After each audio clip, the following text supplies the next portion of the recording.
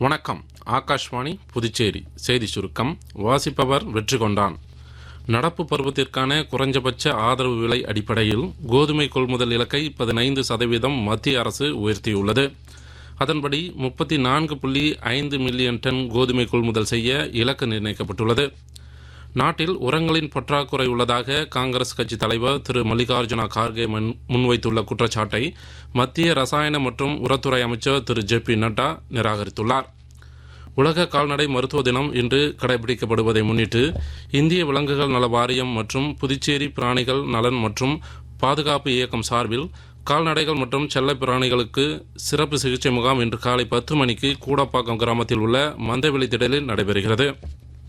புதுச்சேரி ஜிப்மர் மருத்துவர் குழு காரைக்கால் அரசு பொது மருத்துவமனையில் இன்று காலை 10 மணி முதல் நண்பகல் 12 மணி வரை நாளமில்லா சுரப்பிகளில் ஏற்படும் பிரச்சினைகள், சர்க்கரை நோய் மற்றும் தைராய்டு தொடர்பான நோய்களுக்கு சிகிச்சை மற்றும் ஆலோசனைகளை வழங்க உள்ளது. பொதுமக்கள் இந்த வாய்ப்பினை பயன்படுத்திக் கொள்ளுமாறு காரைக்கால் ஜிப்மர் நிர்வாகம் கேட்டுக்கொண்டுள்ளது. புதுச்சேரி விமான நிலையத்திலிருந்து பெங்களூரு செல்லும் விமான சேவையை இண்டிகோ ஏர்லைன்ஸ் நிறுவனம் விரிவுபடுத்தியுள்ளது.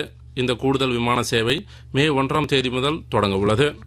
புதுச்சேரி காவல்துறையின் சார்பில் பொதுமக்களின் குறைகளை நேரடியாக கேட்டறிந்து தீர்வு காண்பதற்கான மக்கள் மன்றம் நிகழ்ச்சி காரைக்கால் மாவட்டத்தில் இன்று நடைபெறுகிறது. காரைக்கால் நகர காவல் நிலையம் மற்றும் நெடுங்காடு காவல் நிலையம் ஆகிய 2 இடங்களில் காலை 11 மணி முதல் மதியம் 1 மணி வரை நடைபெறவுள்ளது. IPL T20 கிரிக்கெட்டில் நேற்றிரவு சின்னசாமி மைதானத்தில் நடைபெற்ற ஆட்டத்தில் பெங்களூரு ராயல் சேலஞ்சர்ஸ் அணி குஜராத் டைட்டன்ஸ் அணியை 5 விக்கெட் வித்தியாசத்தில் வீழ்த்தியது. இத்துடன் இந்த செய்தி சுருக்கம் நிறைவு பெறுகிறது.